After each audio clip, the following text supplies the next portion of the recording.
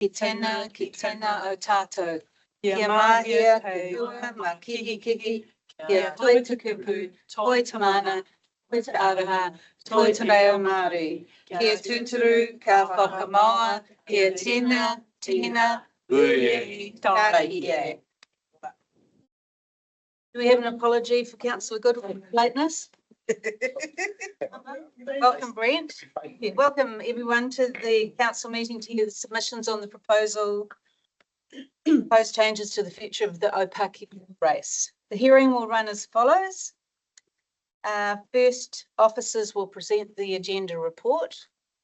Then we will hear from our three submitters listed in the schedule. Then finally, we will move the recommendations in this report. And on those recommendations, the meeting will close. Then this afternoon, council will meet at 1 p.m. to deliberate the decisions on the proposed changes to the future of the Opaki water race so that it can feed into the annual plan, which is to be adopted at the council meeting on the 24th of June 2026. Just a reminder that the meeting is being recorded and it will be on the Masterton District Council YouTube channel as soon as we're possible.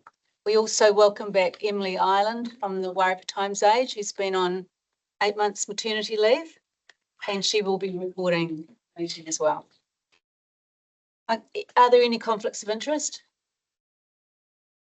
There are none. Councillor Caffel is online because he has an eye infection, and there's an apology for lateness for Councillors Lennox and Councillors Jackson, who will be joining the deliberations at 1 o'clock. Do I have a seconder for the apologies? Mover, actually, Craig Bowyer, seconded by Councillor Holmes. There's no public forum, there are no late items, there are no council minutes for confirmation, and there are no committee reports. So the report for decision, which is 7.1 Opaki Water Race Hearings Report, it's the only item on this agenda, and the report is providing council with the submissions received in the consultation. And I just want to let everyone know that councillors have read all the submissions, and those talking today, they will have your submission in front of you. So we'll get the officers' report first, and then we'll proceed with the rest of the meeting. Erin. Thank you, Your Worship. You've just about covered everything. We received 9 from Opaki race ratepayers and users, and 3 of those submitters are here today to wish to be heard. And as you said, deliberations will continue this afternoon on the matter. So I'm happy to take any questions. Any questions? Just one question.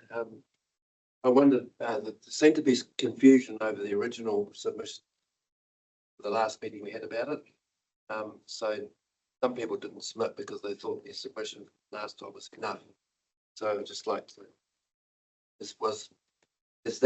have those submissions been taken into account at all? Those submissions have not been taken into account through this process.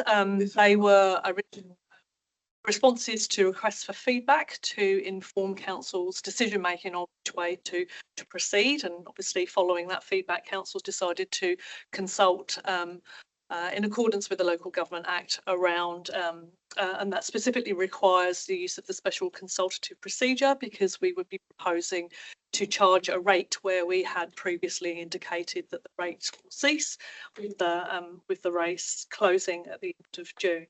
I understand that there was some misunderstanding with ratepayers, water race ratepayers, on to what extent their submission would be taken into account, and we had previously advised at the previous council meeting as a response to Councillor Caffel's question that ratepayers needed to make a submission because it's a formal process, it's a different process, but within that submission they could refer, rather than if they'd put in screens of information, they could refer to that previous feedback.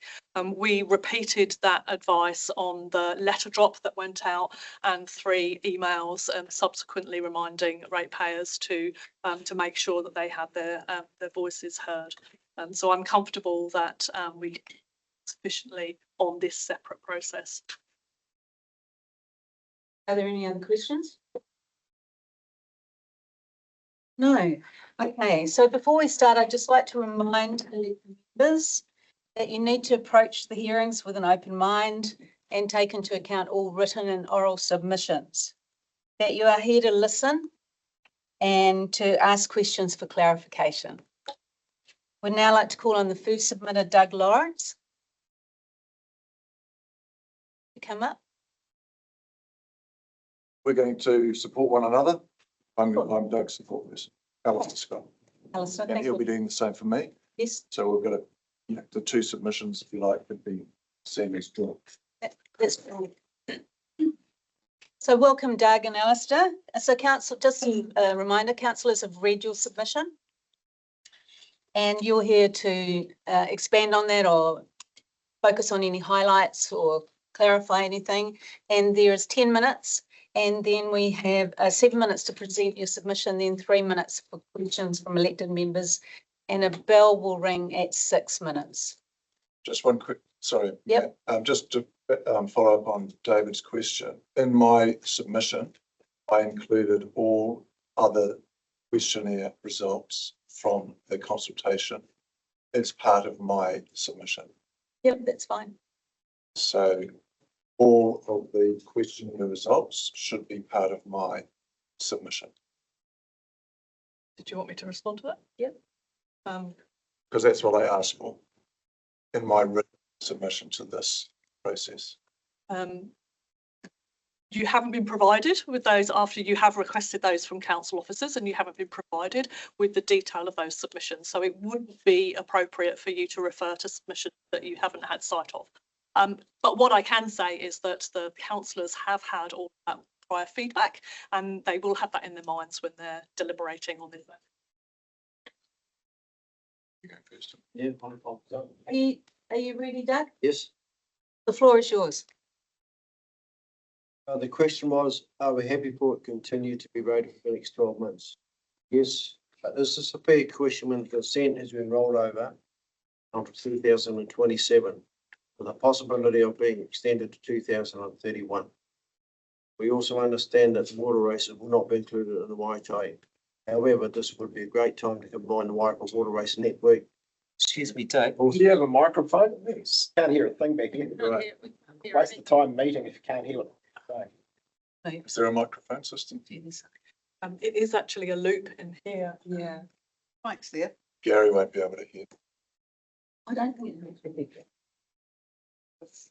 This is. Yeah. Oh, you haven't got a problem. Hearing aids on, Brent? Start again, Doug. Dr. Clark. Sorry, Doug. Button down. while Just you're hold this talking. down. You want me to hold it? If that works. No, I'll be right. Can you hear that? Good. Not working. Try again. Again. Can you hear that? Yeah. You'll need to hold it quite close to you though too. The question was, I think it turns off.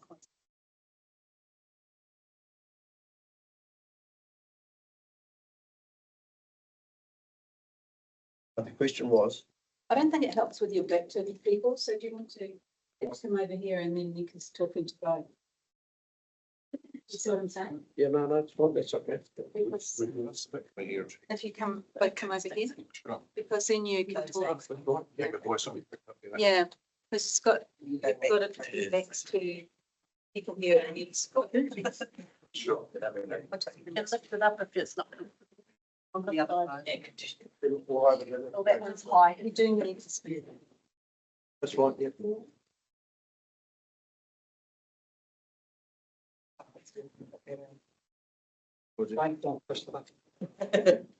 I can hear that. Yes, perfect.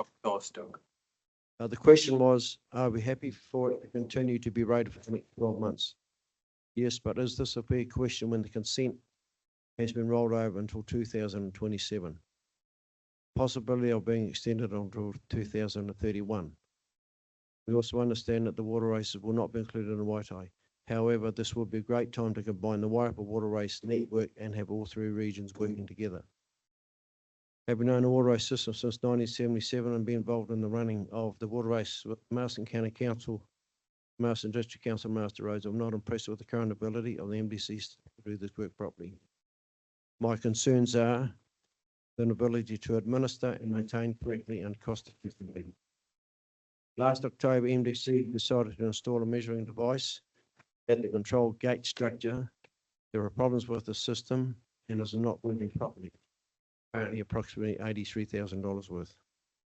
Having discussed this with Mac Fover from CNF Projects, who designed the measuring device to check the water flow just downstream from the valve, he has informed the committee that the valve does not let the correct and consented amount of water through due to the buildup of silt downstream from the gate valve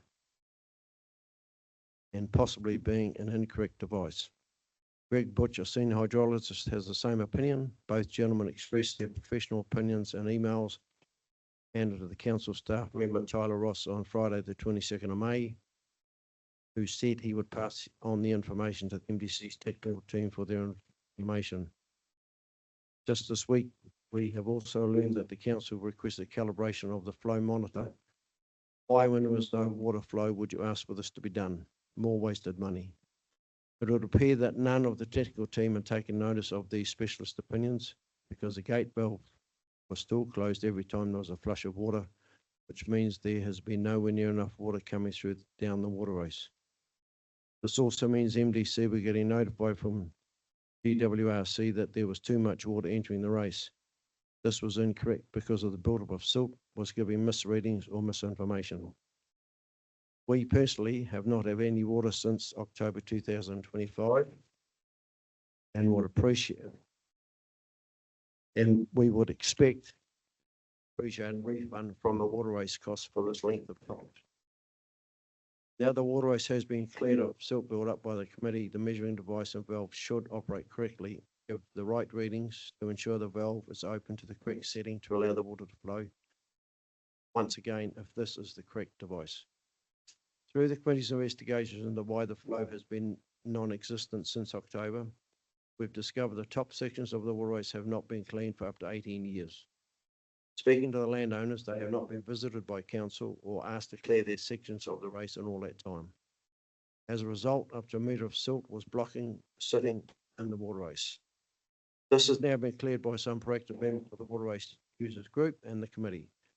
It has been an unnecessarily big job due to the inefficient maintenance and administration from MDC, staff managing the waterways over the years.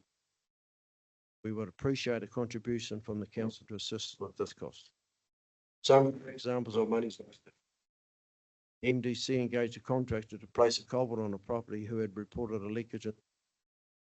Culvert allowed a digger to access the leakage. A member of the committee visited the site in the morning and the contractor stated if the waterways had been cleaned out, the leakage would not have been occurring. Culvert would not have been needed. The committee member revisited the job just as the contractor was finishing at 4 p.m. No council staff went near the job all day. The account came to $7,900. All that really needed to be done was the silt cleared out of the waterways in a neglected section downstream. What a waste of water race rate payers' money.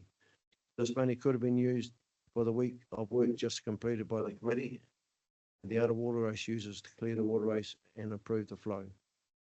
Perfect example of the ability of MDC not up to administering the dollars or the work needed. Next issue is getting the water to the inlet channel.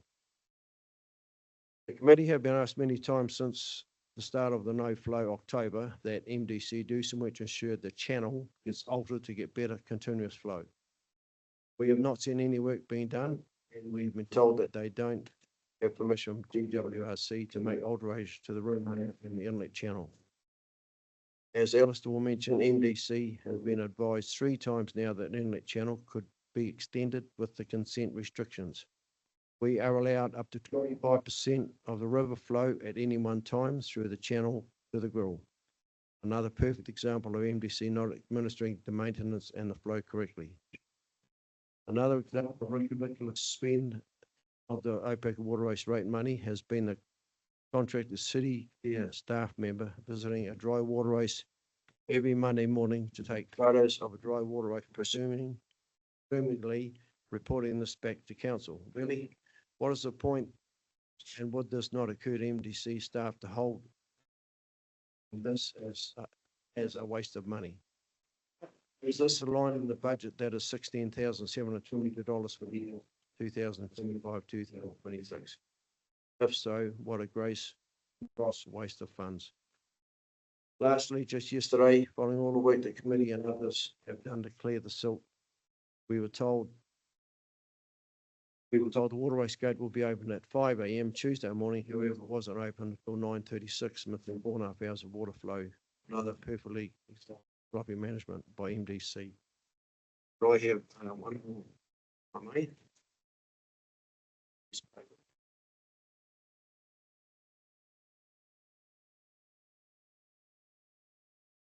The accounts for OPEC waterways have been difficult to access from MDC. We've been asked several times by the council, who have been very reluctant to produce these.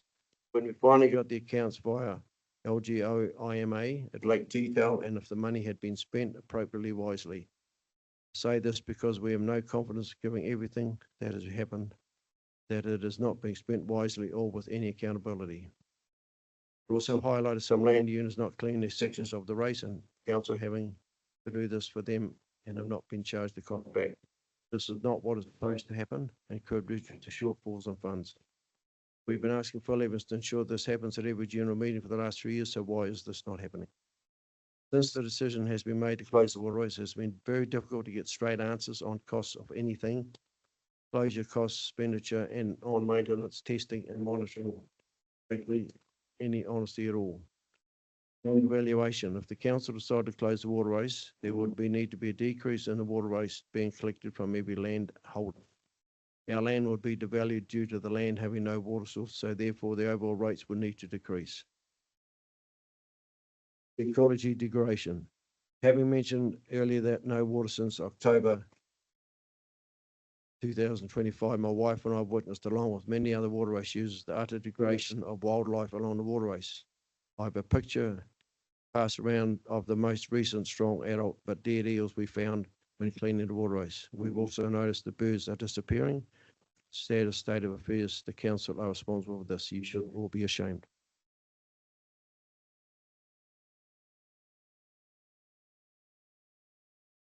You want me to read my submission and then questions to both of us, or? No, we'll do you separately. Sure. Thank you, Doug. Are there any questions from elected members for Doug? I've got a question. Councillor Bowyer? Thank you for your submission. Just, can you just explain to me, what is your understanding of the legal responsibility as to who has to clear the silt?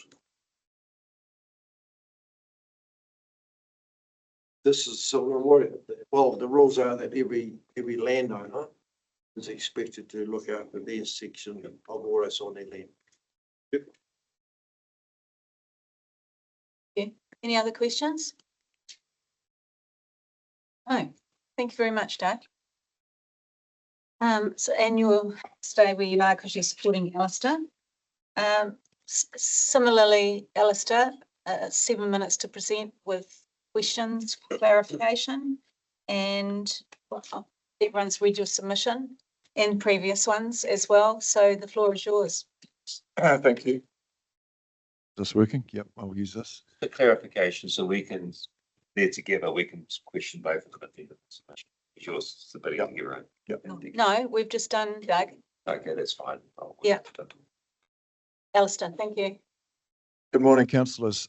To help answer the question before you today, whether the race should continue operating for another year, I'd like to start with what I believe is the more important question. The real question is not whether the race should continue for another year. The real question is, with all the new information now available, should the race be closed at all? If the answer is yes, what is the evidence that closure remains the best option?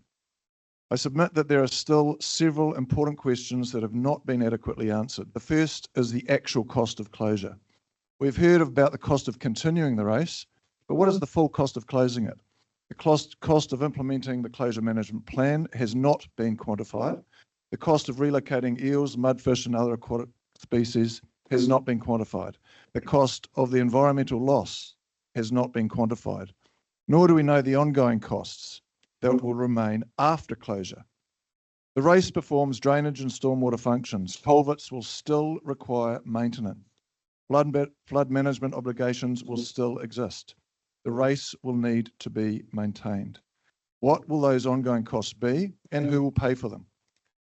A second issue concerns the intake. Greater Wellington advised council in January, February, March, and again in June of this year that maintenance options remained available under the existing consent framework. The inlet channel can be maintained. Gravel can be moved. Maintenance of the side channel remained permissible. Councillors should ask, why was there no action taken following that advice, and whether all available maintenance options were fully explored back in October and again in January? Because there is a broader question that needs to be asked. Did the expectation of closure influence how the race was managed?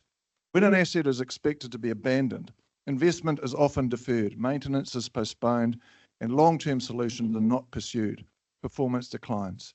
That decline can then be used as evidence that the asset is no longer viable. Councillors should consider whether that has occurred here. Users have paid their targeted rates for years, yet many have not seen water for months. It seems council has focused on finding reasons to close the race, rather than working with users to find ways to retain it. Despite this, support for continuation remains overwhelming, as it has been as far back and including the 2019 surveys, if you look at them. Councillors, I would ask you to reflect on the memorandum of understanding entered into between council and the users in 2021. While that agreement recognises council's intention to close the race, it also commits council to work constructively with users, share information, involve the user committee in key decision making, provide financial reporting, and work closely with users on consent matters. Councillors should ask whether these commitments have been fully met. There are also significant questions regarding the financial information used to assess the race that you councillors see. We know that council undertook maintenance on behalf of some landowners who failed to maintain their own sections. However, these costs have not been fully recovered from those responsible.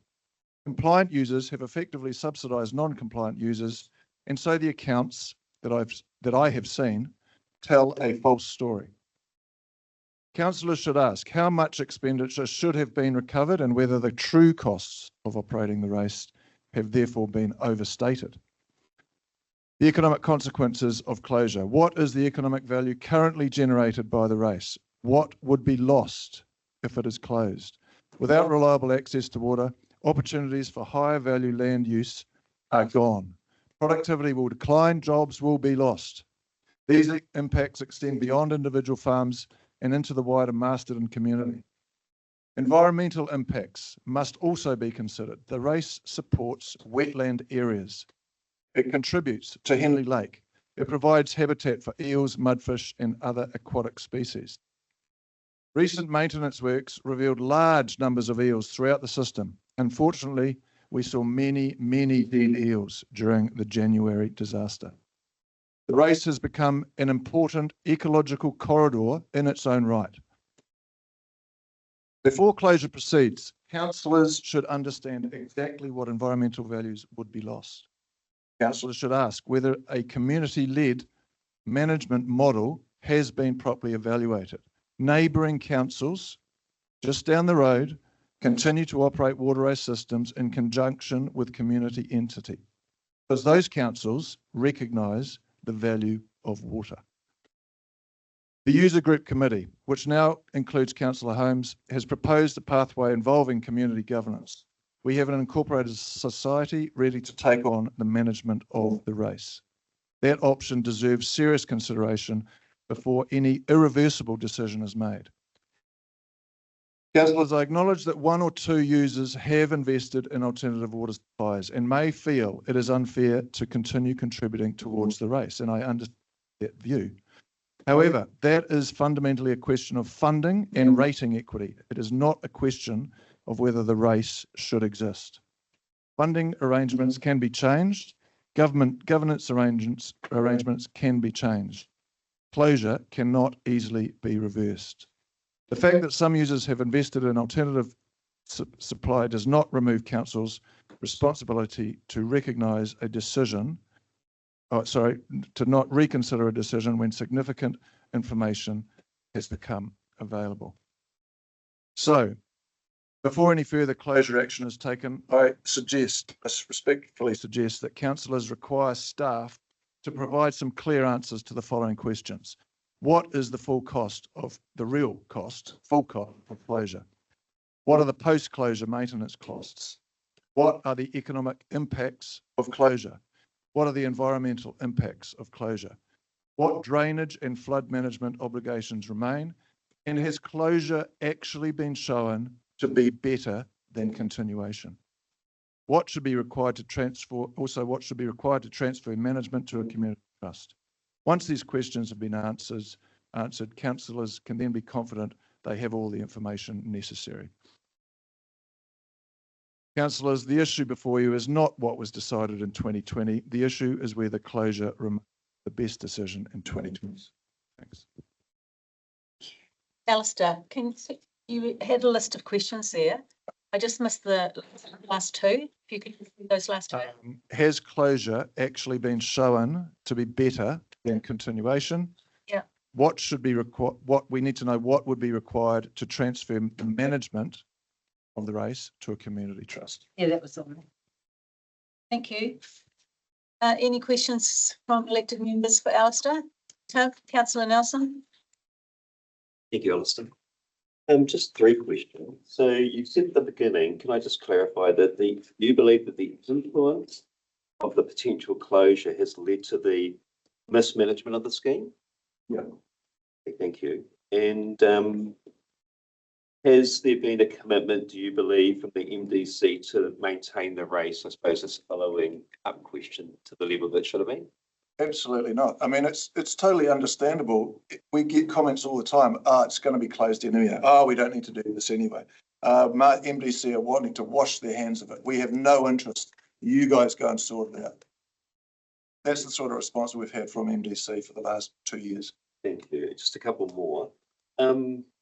In regards to access to water apart from the race, what is it? Have you looked at access to water? Yeah, we've got at Matahiwi, we've got 3 bores. None of them produce more than somewhere between 1 and 2 litres a second. That's fairly enough. Toilets and drinking water at the winery. So we've been down 50 metres and there's no water. It's well known. So that business wouldn't be able to function without the race. There'll be no grapevines growing without water. Okay, and can you just clarify the CDC or the race in Carterton? I don't know much about it. Do you believe this one could operate in the same way? So Carterton Council hold the consent and they outsource the management to a user group or a community group. So the power of the council is still there to be able to rate the users, to collect the money from people who choose not to play by the rules. And the council also have the right to go and do maintenance where required from absentee landowners, for example, or delinquent landowners. So CDC understand those powers need to be maintained within the council. The council holds the consent and delegates the maintenance, outsources the maintenance, or contracts the maintenance to a community-led organisation. Thank you. And a councillor is on that committee, on that community-led. And it works. And it's a jointly governed community entity. And that works. It works. Thank Absolutely. Yeah, I've just got a couple of questions, Alistair. If management was transferred, how do you think that entity would deal with the fact that some people don't need the water, don't want the water, have alternative water sources, or refuse to pay for the water? How do you think that would be overcome? Well, I would like, this is a personal view, I would like to see much more user pays type of system. And if you can show that you are not using it, then you should be rated less, and that's what they do down in Carterton. I think we should look at, quite frankly, I think we should just cut and paste Carterton's model. That's what they do. They have a variable rating system, not just based on the value of the land. So I've got another question, which is regards to Carterton. You know how the water entities, or everything transfers in June next year? Yep. Is that going to affect their arrangement with the water race? You'll have to ask them. My understanding is there are 2 full-time people managing the water race, is that correct? You'll have to ask them, but that's what we would have up here. We can easily organise, the guys that cleared the water race just last week, we can walk up and down the race, maintain it. So is your primary issue with the possibility of forming a new entity that you don't have the power to rate, and you don't have the power to go onto people's land? That is the problem for an entity that would, an entity can hold the consent, but it has no power to collect rates and cross people's land. Thank you. Councillor Bowyer? Alistair, thank you very much for your submission. Just a question, you talked about the community trust or incorporated society. How soon could this incorporated society take over the management of this? Well, we've got people, we've got the society, we could take it over tomorrow. Seriously, we've just done a whole lot of work outside of the incorporated society. That's just simply guys getting in, digging out the race, and we will have to recover those costs from the landowners. Those landowners have agreed to pay for their share. So that's even outside the incorporated society. And I tell you, that job was done $1,400 for 4 days of one digger, and I assume the same for another digger, 3,000 or 4,000 plus a bit of time. Cheaper than one culvert on the Cunningham property. 4 days work last week. Cheaper than one culvert done on one property, 1 day. Thank you. Are there any other questions of Alistair? No? Thank you very much for your time, both yourself and Doug. Thank you. So just a reminder, we've got one more submitter, which is Steve Wilton, and then we'll adjourn and we reconvene at 1 o'clock to deliberate. Steve, welcome to the board.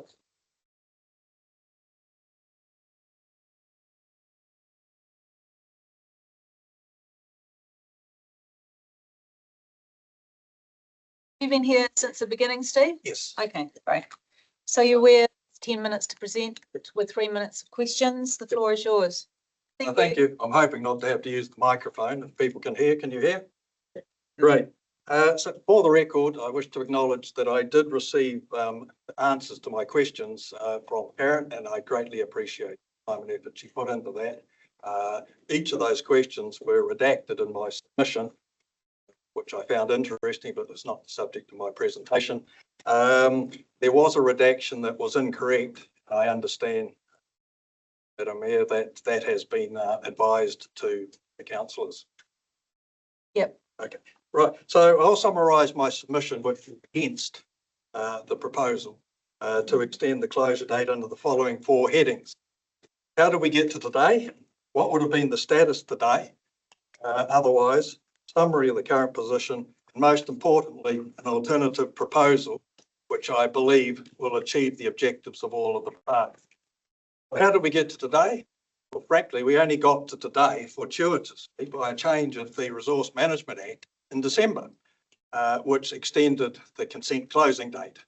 That was unexpected, totally fortuitous. Therefore, I get to my second question. In the absence of that, what would actually be the status today?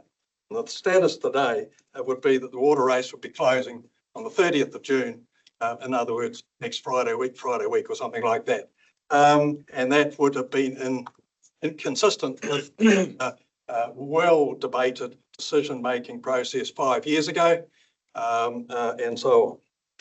So although the supporters of the proposal are pursuing new consents, I currently haven't seen any evidence of those.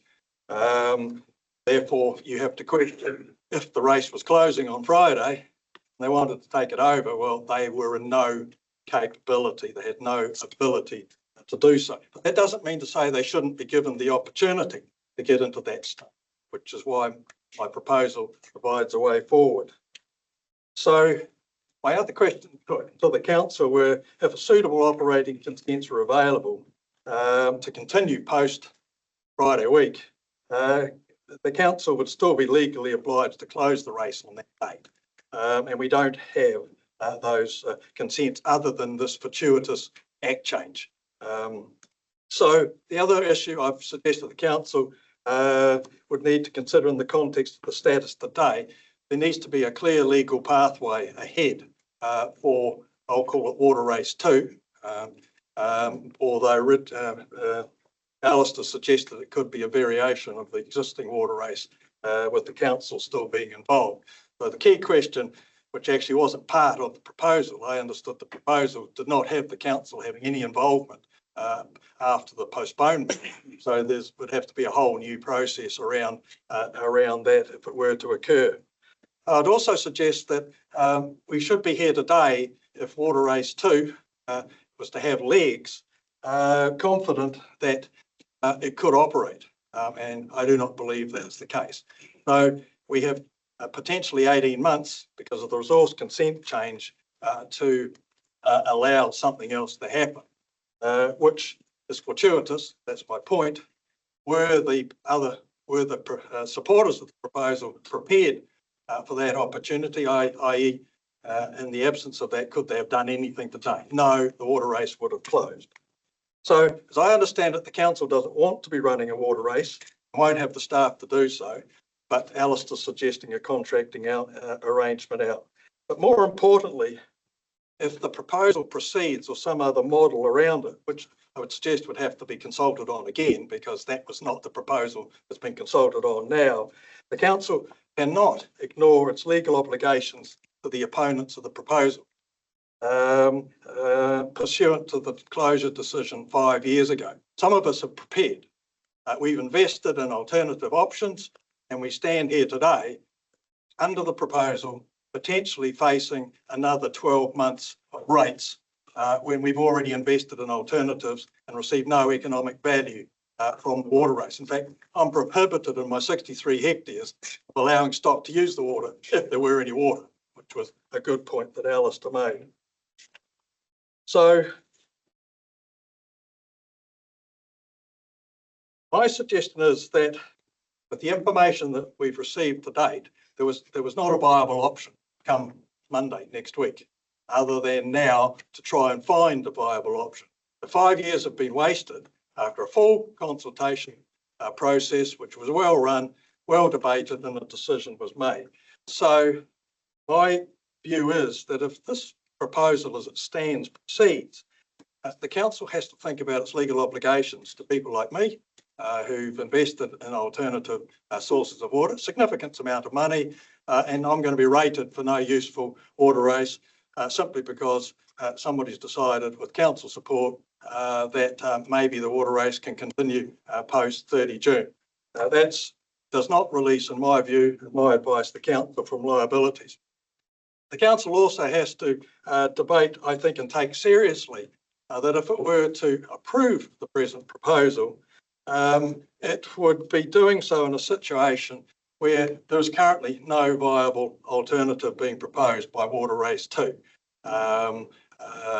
Unless the council remains involved, their only option is to get easements across property for the water to pass and to get covenants on property where the landowners undertake to meet their costs. And my view, and I believe it is with good legal foundation, the council cannot impose that outcome on people like myself and others who are against the water race continuing. Don't need it. We acted in good faith on your decision and so on. But as I said, there is an alternative here, and I think it ought to be considered. So my alternative, which was in my submission, that the council, and this would have to go through a whole new process. I appreciate that, but what they're proposing has to go through a whole new process as well. The council can agree to operate the water race until 30 June 2027, or possibly until 31 December 2027 if staffing arrangements can be made, because the Resource Act change gives you until December 2027. The supporters of the continuation of the water race need to constitute a legal entity, which I've just learned this morning they have, that they intend to use for this potential ongoing operation. That entity needs to have in the membership all of those who wish to use a water race 2 type proposition. The cost of the operation of the water race from 1 September, not 1 July, is to be paid by that user entity. Shouldn't be paid by the rest of us. They want a water race. They want to find their own water. They haven't done it in 5 years. They pay for that. Leaves a 2 months gap, which frankly, I'd be happy to pay simply to allow their opportunities to be pursued further and so on. There would also have to be other clauses I've set out there that protects the council, i.e. the council is either in or out. And I understand the council wants out, and it would have to have very good reason to go back in. And any actions in that period of time could not disadvantage or at any cost to potential future closure if that is the eventual outcome. So failing implementation of this alternative proposal, I'm suggesting by 31 August, I think plenty of time to run a new process. The council will proceed immediately to close the water race. So that is an analysis of my submission. We are here today simply because of a fortuitous, unexpected act change at the end of 4.5 or nearly 5 years of time frame since the council's well-researched, submitted on the closure decision was made. Yes, there is an opportunity for something alternative to happen, but even that opportunity should not come at the cost of us who have acted on and anticipated, as everybody should have, water race closing on the 30th of June. Thank you, Steve. I've got 2 questions first. Yep. Alistair said a legal entity could be set up tomorrow. You've said there's one already set up. I thought he mentioned that they had set it Same up. thing. Yeah, same. No, is one set up or is one could be set up? We've got the Incorporated Society, we'll have it. Okay. Okay, so that ticks. Okay, so, and my other question was, you mentioned, Steve, that you're prohibited to use the water. Yes. I run cattle on my 63 hectares. Cattle are not allowed to put their feet in the water race. Therefore, I practically have to fence the water race off, although I still have to maintain it. I also have to pay the $3,900 of rates each year for no economic benefit, and that's irrespective of the issues the others have raised around lack of flow. Thank you. I just wanted to understand that better. Any other questions of Steve? Councillor Bowyer? Steve, thank you very much for your submission. The alternate supply you've got, is that the paki water scan? Yeah, the alternative suppliers I use are the Paki Water Supply Association. Immediately closure was announced. I responded. I thought reasonably to the prods. I bought 6 units. And are you happy to give an approximation of what that is cost you? I bought 6 units. I have on-sold 2 subdivisions within my property, 4, and I've retained 2 for the remainder of my property, the house property. In addition, however, I have a 20-metre deep well which produces more than sufficient water currently for the house and more than sufficient water for the stock, and I invested over the years in a system to reticulate that around my 63 hectares because I couldn't rely upon the water flow. Quite obvious from about a year ago, that even if I was allowed to take it from the water race, which I'm not, other than if I get consent to put some structure in to redirect the water to a trough or something. But it still doesn't solve my stock requirement in that right now there'll be no water in those troughs because the water race, and there is no evidence to suggest that even if consents were reissued, the regional council could undertake that there would be 365-day a year water, which you actually need stock, winter or summer, in the absence of an alternative system. Thank you. I've just got one follow-up question. Alistair said there was no water where he was, yet you've got a well. Yep. So. Well, I have great sympathy for Alistair. I know he tried hard. I heard the thump, thump, thump, thump for about 6 months. So it's just different. Well, the Opaki, How many litres are you getting? Oh, volume. I'm getting about 20 litres a second. Of the one, Yep, 20, well, my better recollection is 3,600 gallons an hour, whatever that Okay, means. so But in terms of that availability of water, when I'm pumping, the water table goes down, even at 20 litres, but it recharges within seconds of not pumping. thank you. Any other questions, Steve? Councillor Nelson? Thank you. I may have heard this wrong, but it sounded to me at the beginning like your solution was quite similar to the one that Alistair suggested in terms of the council managing and having a targeted rate, or did I completely mishear that? No, I suggested that during the period of extension, that the rate be targeted. And my mechanism was the membership of the incorporated society, they want the water race, should pay for it. I recognise that would potentially create a liability for council, but that liability can easily be addressed with personal guarantees from that contingent within that incorporated body they're proposing. My proposal was and anticipated that the council did not wish to be involved. Therefore, the only option they have is to organise within the length of the water race that water wants to be run, easements across each landowner's land and covenants on each landowner's land in order to be able to rate them. They can't practically, in my view, easily achieve that. Therefore, the only option, frankly, if there is to be a water race, is for the council to remain involved. Because that is the only practical solution to being able to rate. However, if the council chooses to exercise that power, it cannot forget people like me and others who don't want the water. We should not have to pay. Okay, thank you. Okay, and just one more question. So you acknowledge that you've been fortunate to be able to use your well, but a business like Matahiwi doesn't have the ability to do that from your understanding. Correct, and I'm in huge sympathy with their commercial situation. However, one actually does need to reflect back on the history. They were given consent to take, and a consent which I'm not allowed to see as recently as my questions to Karen. So I do not know the terms of that by this council at a time when the water race was strictly for stock. And according to the council bylaw, is strictly still for stock. Now, therefore, I have to sort of remind council that to a degree, Alistair may be the architect of his own misfortune at present. If there's a solution to it, fantastic. But that solution should not continue to cost me money during the extra time that he needed. I did everything in 5 years. He hasn't been able to do it. Why should I have to pay simply because others have missed the deadline? Yeah, but just to acknowledge that, but you acknowledge a business like Matahiwi wouldn't be able to operate without the rates. Without water.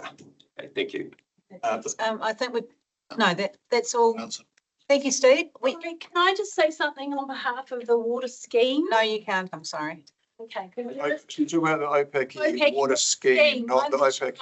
I'm on the board, and I'd just like to point out that there are really limited amounts of water coming through that water scheme now, and we've actually had to turn people away on Whairau Road who have asked for water on the scheme to replace the Opaki water race for stock water.